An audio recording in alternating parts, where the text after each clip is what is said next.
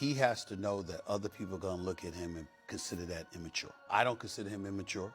I think that he can play. I think that he's a leader. I think that a lot is prejudged when it comes to him. I think it's unfair. I can't wait to see him get his chance on the football field. He does not step up in the pocket. 1, 2, 3, 4, 5. Sack. But hear me out, though. 4 of those 5 guys protecting him, gone. Fumbles. Poof. Approaching a huddle, and you see these guys that's gonna block for you, you don't have confidence to step up. Forget everything you thought you knew. Stephen A. Smith and Cam Newton just detonated a truth bomb on the Shedeur Sanders drama. That hatred everyone's been talking about? It's not what you think.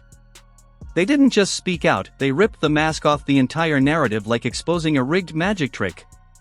And once you hear what they revealed, you'll never see Shedeur's critics the same way again. 30 or 40 seconds. Stephen A., while he may not be an immature person, that's an immature moment.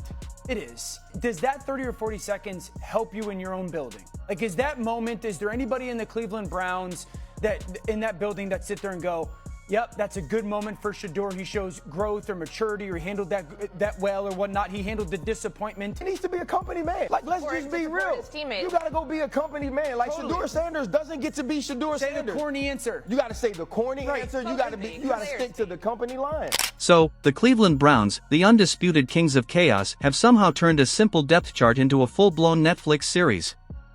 Dillon Gabriel gets the spotlight as QB1, Joe Flacco's rocking the clipboard as QB2, and poor Shedeur Sanders gets dropped to QB3 like he accidentally joined the wrong team bus.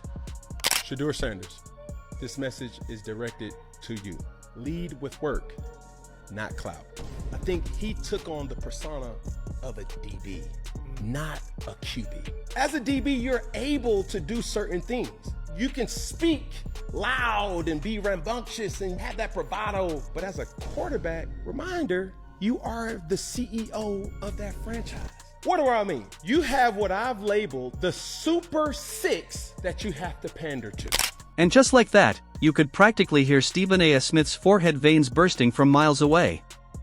This wasn't football anymore, it was sabotage, served with a side of old man politics.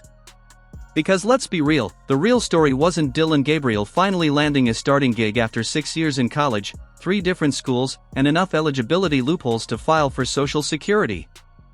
Nope, not even close. The reality of it is this. As a 5th round pick, you don't get to pick your personnel. I think what we've seen, they have more invested in Dillon Gabriel than they do in Shedeur. I think if Dillon Gabriel did something that was like, okay, nah. Because I'm seeing Joe Flacco start, then you have Dillon Gabriel, then you may have Shedeur on practice squad or something like that. That's not to say he can't evolve and become the best version of himself, but the truth is he's not given the circumstances that other quarterbacks have been given. And when you do get opportunities, you cannot take sacks as a whole, but bad sacks. One of those sacks accumulated upwards of around 30 yards. Like, you can't do that. Throw the ball away. Can Shedeur be better in those moments? Absolutely. But does the Browns need to be better in those moments? The entire media circus zeroed in on Shedeur. He didn't even land the job, yet somehow he became the headline. That's the power of his presence. Shedeur Sanders could be standing on the sideline sipping Gatorade and still trend harder than Gabriel after a win. Even Stephen A. had to pause and ask, why is Joe Flacco still standing between Shedeur and that QB2 spot like a fossilized speed bump? Because let's be honest, Flacco's not there to throw footballs anymore. Let's go a little deeper here. You guys are champions. You guys both played in the National Football League. Let's get personal. You know Deion Sanders enough. Has anybody ever been in a position to say that Deion Sanders was a liar? Ever. We've all talked about him for years. Have you run across anybody that said Deion Sanders said one thing to your face and said something else behind your back? That's not who that man is. And so when he comes out and he says something about his son, there is no question he has spoken to his son. He's basically there to rack up AARP points, tell campfire stories about the glory days of 2012, and play the role of the Browns' emotional support mascot. He's not a threat. He's not the future. He's just there. Meanwhile, Shedeur, a fifth-round pick at number 144, which in NFL terms translates to "we had a spare envelope lying around," is somehow sitting behind him. And that's when Cam Newton couldn't stay quiet. He jumped into the conversation like a big brother watching someone mess with his kid sibling at recess. Because here's the thing, in the NFL, confidence has a dangerously thin line before it's labeled arrogance, and Shedeur crosses it just by existing. Cam called out the uncomfortable truth: this league doesn't like backup quarterbacks who outshine the starter. It freaks out coaches, owners, and GMs who'd rather roll with a safe veteran than a rookie who trends every Sunday, even without taking a snap. He's done nothing wrong. So why are we having this conversation about his character? I'm going to tell you why. Because you got people hating on his daddy. Yeah, that's what I was going And they want any excuse that they can come up with. And let me remind America why Deion Sanders, we going to say this. This is why Deion Sanders is hated by some people. Because he was the greatest. And he told you so. And then went out there and showed you show. And you were helpless to do anything about it. And then when he talked about it, not only could you not play better than him, you couldn't talk better than him, you couldn't not. Let's break down this whole Browns situation, because honestly, it's pure comedy. Dillon Gabriel is QB1, and yeah, the guy's been around forever. By December, he'll be 25, which in rookie years might as well be retirement age. 64 college games under his belt, that's more than some NFL quarterbacks get in their entire careers. He's seasoned, steady, dependable. Fine. Give him his shot, but the Browns acted like naming him starter was some groundbreaking twist, when in reality, it was just the safest move on the board. Then there's Joe Flacco, QB2, the veteran who fumbled 8 times last season but still carries himself like he's mentoring the Avengers. Giving interviews about how the game feels faster now? This is the same guy who once told the Ravens he didn't want to sit behind Lamar Jackson. Because let's be real, who wants to be QB3 behind Superman when you know you're never getting the cape? Was on ESPN First Take, and he stated his position on what he thought about Shedeur Sanders declining that option. But see, now more evidence and more facts have come out that it wasn't just the Baltimore Ravens that was on the clock to pick Shedeur Sanders. I said this to you guys in a previous video. Why come we haven't heard about the teams that didn't want to select Shedeur Sanders? Now, all of a sudden, 4 or 5 months later, we're bringing up stuff that don't even make no sense, has nothing to do with nothing. The NFL loves nothing more than obedience dressed up as humility, and it hated that he wouldn't play along. Suddenly, he's arrogant, mouthy, cocky. Yet when a gray-haired veteran does the exact same thing, it magically becomes leadership. Classic double standard. And what do the Browns do best? They ruin quarterbacks. It's practically a franchise tradition, chewing up starters and spitting them out like sunflower seeds. Shedeur's in a different boat, though. Unlike Gabriel, handpicked by the coach, Shedeur was handpicked by the front office. Andrew Berry drafted him, and rumor has it even Jimmy Haslam had a say. Translation: there are powerful people upstairs invested in seeing him succeed, whether Kevin Stefanski likes it or not.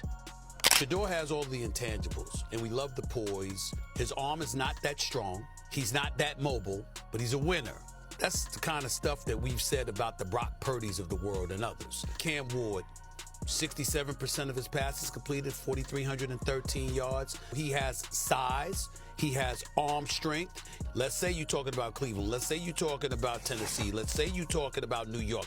I think you have to take those confines into consideration as opposed to somebody playing indoors or somebody playing in confines like Los Angeles, for example. Now put yourself in Stefanski's shoes. You're the head coach, building a team your way, and suddenly the front office drops Shedeur Sanders into your lap. It's like being a chef and the restaurant owner saying, "Oh, by the way, my nephew is cooking in your kitchen now. Figure it out."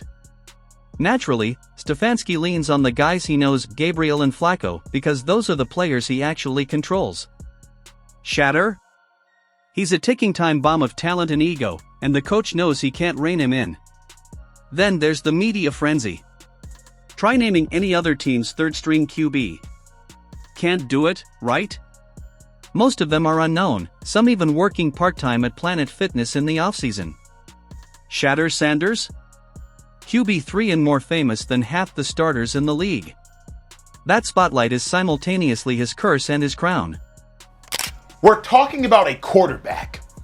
Shady said I'm a running back. The operative word there is running back.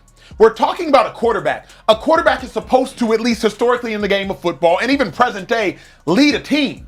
And based on leading a team, we do tell you how to act. Kyler Murray, when you're pouting on the sideline, stand up straight. When you're disrespecting Cliff Kingsbury, don't cuss him out in the middle of the game. We do tell quarterbacks how to act. When Caleb Williams was, after he's getting sacked, bro, toughen up. We do tell quarterbacks how to act. If Stephon Diggs wants to be a diva, that's fine. Receivers can be divas. If running backs want to be divas, that's fine. Running backs can be divas. Sabotage? Maybe. The Browns aren't exactly known for subtlety. But the bigger story? This is the perfect setup. When Shedeur finally gets his shot, and it's going to hit harder, feel bigger, and land funnier than anything Dillon Gabriel or Joe Flacco could ever deliver. And the haters? They'll realize they were just extras in the Shedeur Sanders origin story. Here's the truth, the NFL thrives on narratives as much as touchdowns. Today it's Gabriel, tomorrow it's Flacco, but eventually, the spotlight is all Shedeur. And when it hits, all that so-called hate? Free publicity for his inevitable rise. And let's be honest, Stephen A. and Cam Newton aren't defending him out of pity. They know the NFL machine. They've seen politics bury talent, and they've watched confidence get misread depending on the jersey. Couldn't articulate their thoughts better than him. You didn't have that swag, that flavor about you, that vibe about you. You couldn't resonate with an audience and gravitate them towards you the way that he could. And Dion knew it, and you hated him for it. And so since you couldn't touch him, now you're trying to touch his son. This is low. The fact that this is a story, the fact that people are putting this stuff out there, I'm not blaming Josina Anderson, you or anybody else. I'm saying the fact that somebody would say this stuff is low. It's low. They're finally calling it like it is. Shedeur Sanders is the Browns' future. The only mystery left? How many fumbles, bad calls, and head-scratching coaching moves we have to endure before the front office admits it. Meanwhile, Dillon Gabriel gets to bask in his fleeting starter spotlight. This team has a talent for turning golden opportunities into chaos, pick it up, polish it, and somehow set it ablaze anyway. It's like the front office hosts weekly workshops on how to overcomplicate everything. You've got a rookie with the name, the hype, and the upside, and instead of nurturing him, the Browns double down on Joe Flacco's farewell tour. That's not strategy, that's sitcom material. Honestly, if Joe Flacco were a Marvel hero today, he'd be Clipboard Man, a legend whose superpower is clutching laminated playsheets while schooling rookies on life in the Stone Age.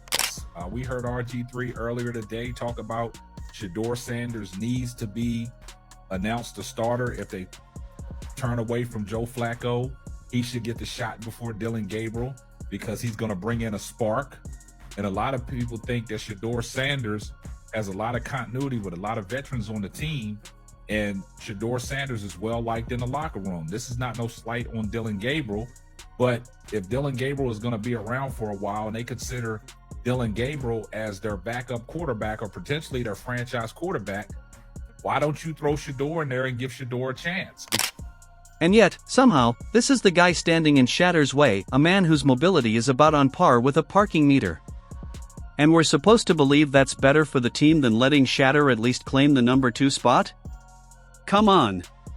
Gabriel could be Tom Brady one week and Nathan Peterman the next, and nobody would bat an eye. The Browns don't develop quarterbacks, they recycle them like aluminum cans. But here's the kicker, Shedeur doesn't even have to play to stay relevant. That's the wild part. He's QB3, and yet he dominates the conversation more than the starter. Headlines, debates, hot takes, they all orbit him like planets around the sun. Even when Gabriel shines, the narrative somehow flips to Shedeur. It's like Gabriel is the lead actor, but Shedeur is on every poster. And exactly that is what drives the NFL insane. They can't stand a backup, or in this case, a third stringer, stealing the spotlight. This is perfect. It's perfect because there is now just enough almost credibility for folks that want to be like, no matter what the kid does, you guys kill him. You know what I mean? He comes out and says, what do you want him to say? Of course, he didn't say anything bad about his teammate. He just said, I'm better than, some of these other guys, and you killed him. Here is my guess on what happened. Somebody in Shedeur's circle was like, hey, you know what you should do next time they ask you anything? With Shedeur, it's unstoppable. He doesn't even have to try. The man could post a TikTok of himself making scrambled eggs, and it would blow past Gabriel's first touchdown like it was standing still. This isn't arrogance, it's pure brand power. Stephen A. and Cam Newton are right to call it out. Because while the NFL and the Browns want to dress this up as depth charts and earning your stripes, everyone can see the real picture. This is politics. This is optics. This is a coach holding on to his favorites while the front office hides their shiny new toy. But eventually, the toy comes out. And when it does, Shedeur Sanders won't just fill the role, he'll own it, walking in with a swagger that leaves doubters choking on their own words. That's when the drama flips from sabotage to setup.